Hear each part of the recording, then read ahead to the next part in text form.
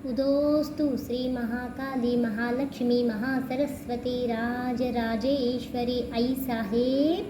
श्री अंबा माता की जय, श्री अंबा माता की जय, श्री अंबा माता की जय। नमस्कार सर्वांना, श्री स्वामी समर्थ। तुमच्या सर्वांचं आपल्या चॅनलमध्ये खूप खूप मनापासून स्वागत आहे। आजचा आपला व्हिडिओ कशाबद्दल आहे तुम्हाला कळालंच असेल देवी आईचा फोटो पाहून। तर उद्या आहे शुक्रवार 24 एप्रिल 2026। उद्या दुर्गाष्टमी आहे। ही अष्टमी खूप महत्त्वाची आहे, कारण की वैशाख मासाची दुर्गाष्टमी आहे, शुक्ल पक्षातली तिथी आहे। आणि मुख्य म्हणजे उद्या आहे 24 तारखेला बगलामुखी माताची जयंती। उद्या आपल्याला ह्या वैशाख मासी दुर्गाष्टमीच्या दिवशी बगलामुखी माताची जयंती साजरी केली जाते। बगलामुखी माताची सेवा केल्याने शत्रुपीडा दूर होते। आपले जे कोणी गुप्त शत्रू आहेत त्यांच्याकडून पण आपल्याला सुटकारा भेटते। कोर्ट कचेरीमध्ये जे काही आपले प्रॉब्लेम्स अडकलेले आहेत त्याच्यातून पण आपल्याला सुटकारा मिळते। बगलामुखी माताला पितांबरा असं पण नाव आहे।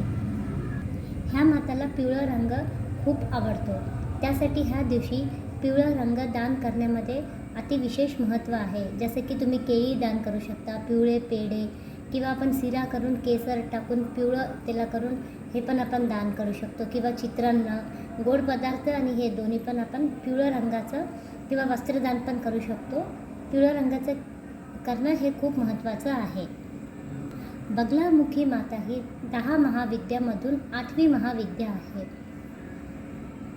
ह्या देवीचे मंत्र श्री स्वामी समर्थ महाराजांच्या नित्यसेवेच्या पोथीमध्ये आहे। आपल्याला ह्या दिवशी ह्या माताचा मंत्र 108 वेळा जप करायचा आहे। आणि मुख्य म्हणजे रात्रीच्या टाईममध्ये म्हणजे दिवे लागणीच्या नंतर केलं तर अतिविशेष, कारण की 10 महाविद्याला दिवे लागणीच्या नंतर पूजा केली तर खूप गुणफळ आपल्याला भेटते। नाही जमलं तर सकाळपासून आपण ब्रह्ममुहूर्तापासून पण करू शकतो।